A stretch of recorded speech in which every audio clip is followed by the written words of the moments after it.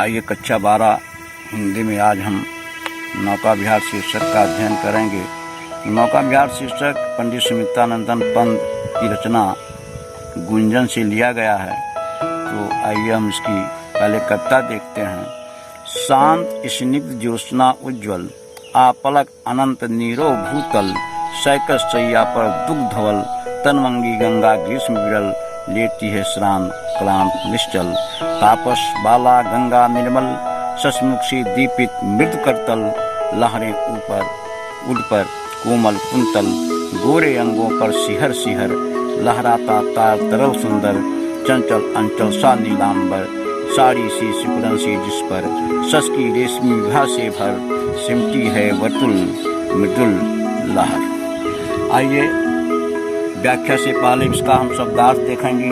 शांत अर्थात शांत, स्निग्ध माने चिकना, ज्योत्सना माने चांदनी, उज्ज्वल माने स्वच्छ, आपलक बिना पलक झपकाए अर्थात टकटकी लगाए हुए, अनंत माने जिसका अंत ना हो अर्थात आकाश, नीरव रव माने शब्द ध्वनि और नीरव बिना शब्द के, बिना ध्वनि के, बिना आवाज के, भूतल माने पृथ्वी, सैकत माने बालू, सैया सैया माने बिस्तर, दुग्ध धवल यानी दूध जैसी सफेद, दुग्ध माने दूध, धवल माने सफेद, तनवंगी तनवंगी माने होता है छरहरे शरीर की या दुबली पतली, ग्रीष्म माने गर्मी, विरल माने कम जल वाली या पतली धार वाली या उथली हुई, श्रांत माने थकी हुई,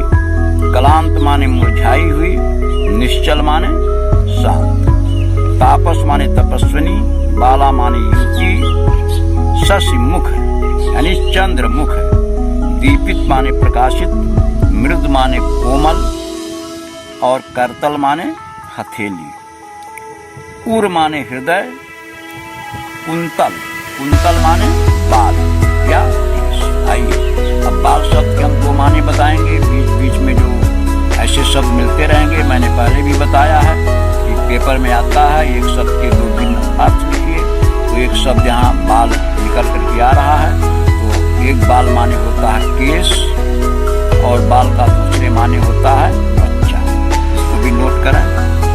सिहर सिहर माने कांप कांप कर, तार तरल तारों से युक्त, तारों से गड़ा हुआ या तारों से भरे हुए, चंचल माने चलायमान, अंचल माने आंचल सा, आंचल सा आंचल की तरह, नीलांबर नील धन अंबर, नील माने नीला रंग से लिया गया, अंबर माने आकाश, नीलांबर नीलाकाश। अब देखिए यहाँ भी अंबर यानी नीलांबर है, आप कहीं कहीं शब्द लिखे हुए पाते हैं या मिलता है पीतांबर, तो यहाँ नीलांबर माने नीलाकाश हुआ, पीतांबर माने क्या होगा पीलाकाश नहीं, पीतांबर पीला वस्त्र। तो अंबर के दो माने निकल कर आए, एक अंबर माने आकाश और एक अंबर माने वस्त्र, इसको भी नोट करें। सिकुड़न माने सिलौटे पड़ना, सिकुड़ जाना, विभा माने कांति होता है, वर्तुल माने होता है टेढ़ी मेढ़ी या बल खाती, मृदुल माने कोमल, लहरें यानी लहर। अब इसके बाद इसका हम संदर्भ देखते हैं कि प्रस्तुत काव्यांश पंडित सुमित्रानंदन पंत जी की रचना गुंजन से लिया गया है, जो हमारी पाठ्य पुस्तक हिंदी में नौका विहार शीर्षक से। अब इसका हम प्रसंग देखेंगे कि प्रस्तुत कविता में कवि ने चांदनी रात में अपनी मित्र मंडली के साथ गंगा में किए गए नौका विहार का वर्णन किया है। ठीक इस तरह से संदर्भ और प्रसंग पूरा हुआ। आइए हम व्याख्या की तरफ बढ़ते हैं। तो इसकी व्याख्या होगा, शांत स्निग्ध ज्योत्सना उज्ज्वल, आपलक अनंत नीरो भूतल, सैकस सैया पर दुग्ध धवल, तनवंगी गंगा ग्रीष्म विरल, लेटी है श्रांत क्लांत निश्चल। कवि पंत जी कहते हैं, शांत स्निग्ध ज्योत्सना उज्ज्वल की चारों तरफ शांत स्निग्ध और स्वच्छ चांदनी छिटकी हुई है। आपलक अनंत नीरो भूतल, आकाश आपलक पृथ्वी को देख रहा है। नीरो भूतल, पृथ्वी शांत है। दो लाइन का कि पंत जी कहते हैं चारों ओर शांत है, स्निग्ध है और उज्जवल चांदनी छिटकी हुई है। आकाश आपलक पृथ्वी को देख रहा है, पृथ्वी शांत है। सैकस सैया पर दुग्धवल तनमंगी गंगा ग्रीष्म विरल, लेटी है शांत क्लांत निश्चल। फिर आगे है ग्रीष्म विरल, गर्मी के कारण पतली धार वाली गंगा। सैकस सैया पर दुग्धवल, यानी कहने का भाव है कि ऐसे सुंदर वातावरण में गर्मी के कारण तीक्ष्ण धार वाली गंगा बालू के बीच में, साइकिल माने बालू के बीच में मंद मंद बहती हुई ऐसी लग रही है मानो कोई तनवंगी, कोई छरहरे दुबले पतले शरीर की सुंदर युवती दुग्ध धवल सैया पर, दूध जैसी सफेद सैया पर क्या है, लेटी है। कैसे? श्रांत क्लांत निश्चल, थकी मुरझाई और शांत हो।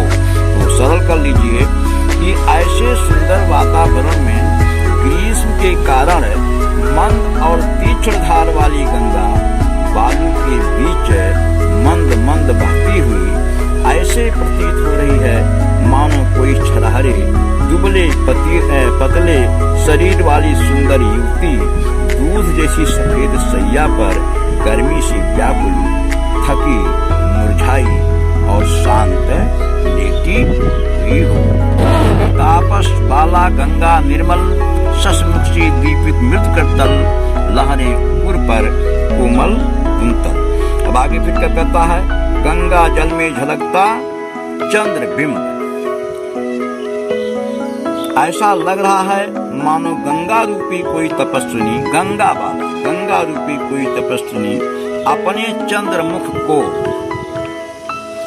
उसी के प्रकाश से प्रकाशित, यानी चंद्रमा के प्रकाश से ही प्रकाशित। तो कहने का भाव है गंगा जल में झलकता चंद्रबिंब ऐसा लग रहा है मानो गंगा रूपी कोई तपस्विनी युवती अपने चंद्रमुख को उसी के प्रकाश से प्रकाशित है, अपनी कोमल हथेली पर लेकर लेटी हो।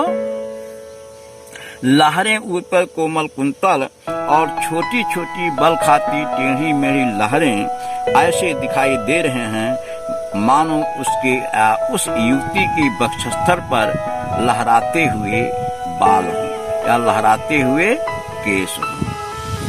गोरे अंगों पर सिहर सिहर लहराता ता तरल सुंदर चंचल अंचल सा नीलांबर, तारों जड़ित या तारों से भरे हुए आकाश की चंचल परछाई गंगा जल में ऐसी लग रही है मानो गंगा रूपी बाला के या गंगा रूपी युवती के गोरे गोरे अंगों से बार बार स्पर्श कर उसका नीला आंचल लहरा रहा हो। नीलांबर सा आंचल यानी उसका नीला आंचल लहरा रहा हो। साड़ी सी सिकुड़न सी जिस पर शशि की रेशमी विभा से भर सिमटी है वर्तुल मृदुल लहर। अब आगे देखते हैं, आकाश रूपी नीले आंचल पर टेढ़ी मेढ़ी बल खाती लहरें ऐसी लग रही हैं मानो सोने के कारण उस गंगा रूपी युवती के साड़ी में सिलौटे पड़ गई। आइए इसका हम एक बार सरल अर्थ देखेंगे। तो कवि पंत जी कहते हैं चारों ओर शांत स्निग्ध और उज्जवल चांदनी छिटकी हुई है। आकाश आपलक पृथ्वी को देख रहा है, पृथ्वी शांत है।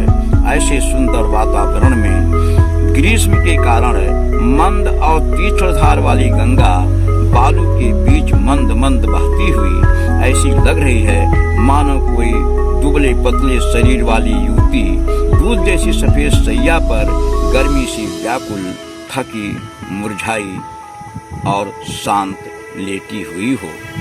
गंगा जल में झलकता चंद्रबिंब ऐसा लग रहा है मानो गंगा रूपी कोई तपस्विनी अपने चंद्रमुख को उसी के प्रकाश से प्रकाशित अपनी कोमल हथेली पर लेकर लेटी हो और छोटी छोटी बल खाती लहरें ऐसी लगती हैं मानो उस युवती के वक्षस्तर पर लहराते हुए बाल हो। तारों भरे आकाश की चंचल परछाई ऐसे लग रही है मानो गंगा रूपी युवती के गोरे गोरे अंगों से बार बार स्पर्श कर उसका नीला आंचल लहरा रहा हो। आकाश रूपी नीले आंचल पर टेढ़ी मेढ़ी बल खाती लहरें ऐसे लग रही हैं मानो सोने के कारण उस युवती की साड़ी में सिलौटे पड़ गए या सिकुड़ने आ गए। अगली कविता। चांदनी रात का प्रथम पहर, हम चले नाव लेकर सत्वर, सिक्ता की सुस्मित मोती पर, सिक्ता की सुस्मित सीपी पर, मोती की ज्योत्सना रही विचर, लो पाले चढ़ी उठा लंगर, मृदु मंद मंद मंथर मंथर, लघुतर हंसनी से सुंदर, तिर रही खोल पालों के पल, निश्चित जल के शुद्ध दर्पण पर, बिंबित हो रजत पुलिन निर्भर, दुहरे ऊंचे लगते क्षण भर, काला कांकर का राजहन, सोया जल में निश्चिंत, प्रबंध पलकों पर बैठो स्वप्न सघन। आइए इसका शब्दार्थ देखते हैं। चांदनी रात का प्रथम पहर, यानी चांदनी रात का प्रथम पहर। सत्वर माने शीघ्र, सिक्ता माने फुली हुई, सस्मित माने मुस्कुराती हुई, सीपी ज्योत्सना माने चांदनी, विचर माने विचरण करना, पाले यानी पाल एक बड़ा सा पर्दा जो नाव में लगा होता है और हवा के दबाव से नावें आगे बढ़ती रहती हैं, वो पाल होता है। लंगर एक मोटा बड़ा सा कांटा जो नाव को स्थिर करने के लिए पानी के अंदर डाल दिया जाता है, उसी के सारे नाव की जगह पर स्थिर रहती है और लंगर होता है। मृद मंद मंद माने मंद मंद, धीरे धीरे, मंथर मंथर यानी मंद मंद मंथर मंथर माने धीमी गति से, लघु माने छोटी, तरण माने नाव। हंसिनी, अब देखिए तरणी और तरुणी ऐसे भी शब्द मिलेंगे, यानी मिलते जुलते शब्द होते हैं, उसका अर्थ अलग अलग करना होता है। तो देखिए एक शब्द ऐसा आया है तरणी तरुणी, यानी तरण माने होता है नाव, तरुणी माने होता है युवती। ऐसे शब्द भी आपको पेपर में मिलते रहेंगे, इस पर भी ध्यान देते हुए चलना है। हंसिनी सी यानी हंसिनी के समान, तिर रही यानी तैर रही, पालों के पर माने पंख और पाल यानी वही बड़े बड़े पर्दे, निश्चल माने शांत, शुचि माने पवित्र, दर्पण यानी दर्पण आईना शीशा जो भी कहेंगे, बिंबित माने परछाई का पड़ना, बिंबित होना, रजत माने चांदी, पुलिन माने किनारा या दुहरे यानी दुगने, दुहरा माने दुगना लगना, काला काकर का राजभवन यानी काला काकर का राजमहल, निश्चिंत माने निश्चिंत होकर, प्रमन माने झुकी हुई, पलकों माने पलक पर, वैभव स्वप्न यानी वैभव रूपी स्वप्न, सघन माने घन। तो आइए अब इसकी हम व्याख्या देखते हैं। चांदनी रात का प्रथम पहर, कवि पंत जी कहते हैं चांदनी रात का प्रथम पहर था, हम चले नाव लेकर सत्वर, हम सभी मित्र अपनी अपनी नाव को लेकर शीघ्र ही गंगा नदी में उतर पड़े। चांदनी रात का प्रथम पहर, हम चले नाव लेकर सत्वर। पंत जी कहते हैं चांदनी रात का प्रथम पहर था, हम सभी मित्र अपनी अपनी नाव को लेकर गंगा नदी में उतर पड़े। सिक्ता की सस्मित सीपी पर मोती की ज्योत्सना रही विचर, लो पाले चढ़ी था लंगर। आगे कविता है। उस समय गंगा तट ऐसा सुंदर लग रहा है मानो खुली सीपी पर चंद्रमा रूपी मोती की चमक विचरण कर रही हो। सिक्ता की सस्मित सीपी पर मोती की ज्योत्सना रही विचर। उस समय गंगा तट इतना सुंदर लग रहा था मानो खुली सीपी पर चंद्रमा रूपी मोती की चमक विचरण कर रही हो। लो पालें चढ़ी। कट कहता है कि गंगा नदी में खड़ी नाव की पालें ऊपर की ओर चढ़ गई, यानी ऊपर उठ गई। उठा लंगर और नावों के लंगर उठा लिए गए। मृद मंद मंद मंथर मंथर लघु तरण हंसनी सी सुंदर। और लंगर के उठते ही छोटी छोटी नावें अपनी पाल रूपी पंख को खोलकर सुंदर हंसनियों के समान मंथर गति से धीरे धीरे गंगा जल में तैरने लगी। निश्चल जल के सूर्य दर्पण पर बिंबित हो रहे पुलिन निर्भर दुहरे ऊंचे लगते क्षण भर। फिर आगे है कि उस समय गंगा जल शांत और निश्चल है, यानी गंगा का जल शांत और निश्चल है, जो दर्पण के समान सुशोभित हो रहा है। यानी गंगा का जल शांत और निश्चल है, जो दर्पण के समान सुशोभित हो रहा है। तो जल रूपी स्वच्छ दर्पण में चांदनी में नहाया हुआ कट दुगने परिमाण में व्यक्त हो रहा है। काला काकर का राजभवन सोया जल में निश्चिंत। और फिर आगे का कहता है गंगा तट पर सुशोभित काला काकर का राजभवन या काला काकर के राजभवन का प्रतिबिंब झलक रहा है। वह ऐसा लगता है मानो गंगा जल में निश्चिंत होकर सो रहा हो। प्रमन पलकों पर वैभव स्वप्न सघन और उसके शांत झुकी हुई पलकों पर मानो स्वप्न रूपी या वैभव रूपी स्वप्न तैर रहे हो। अभी इसका सरल अर्थ देखते हैं। कवि पंत जी कहते हैं, चांदनी रात का प्रथम पहर था। हम सभी मित्र अपनी अपनी नाव को लेकर शीघ्र ही गंगा नदी में उतर पड़े।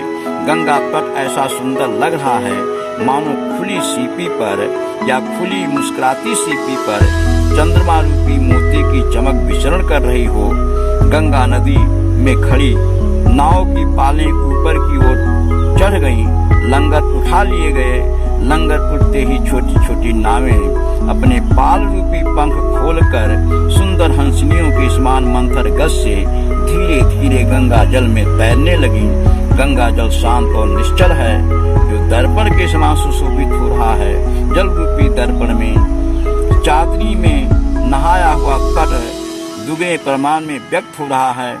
गंगा तट पर काला काकर की राजभवन का प्रतिबिंब झलक रहा है। वह ऐसा लगता है मानो गंगा जल रूपी सैया पर निश्चिंत होकर सो रहा हो और उसकी झुकी पलकों तथा शांत मन में या शांत मन से मानो वैभव रूपी स्वप्न तैर रहे। और इस तरह से नौका विहार शीर्षक की ये 2 कविता पूरी होती है। के बच्चों हम अगली कविता के साथ पुनः आगे आपसे मिलेंगे।